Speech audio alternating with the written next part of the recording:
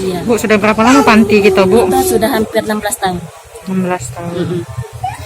Bu, biasanya kita dapat bantuan dari mana, Bu, selain dari BSB ini, Bu?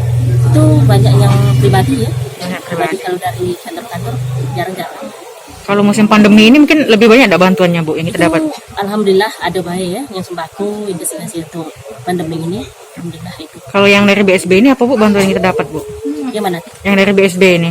Ini ada dana sama sembako. Anak asuh kita berapa banyak, Ada Bu? 25 orang. Sampai apa itu, sekolah SMA? Dari balita sampai SMK kelas 3. SMK kelas 3. Oke, makasih, Bu. Iya. Ibu Nani Apriani.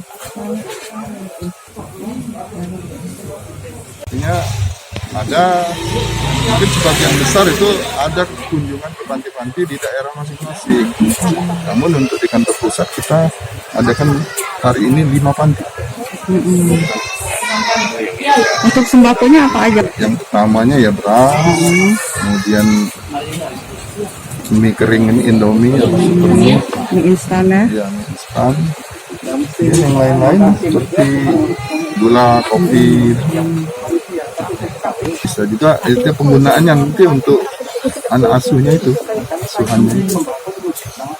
SR Bank Sumsel Babel ada perbedaan untuk tahun ini yang memang sebagian kita arahkan untuk penanggulangan wabah COVID-19 ini.